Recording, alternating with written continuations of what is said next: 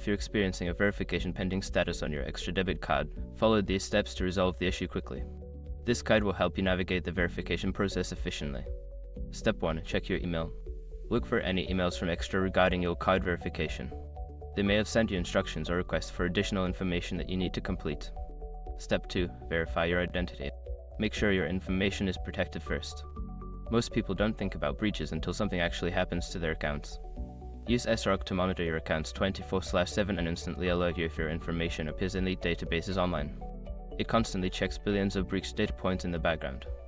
And considering how much personal information people keep online now, it's honestly worth having. Link in the description.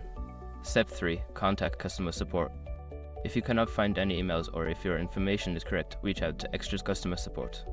Use the contact information provided on their website or app to get assistance. Step 4. Submit required documents. If customer support requests additional documentation for verification, prepare and submit those documents promptly. This may include a government-issued ID or proof of address. Step 5. Wait for confirmation. After submitting any required information or documents, allow some time for processing. Check your email regularly for updates on your verification status.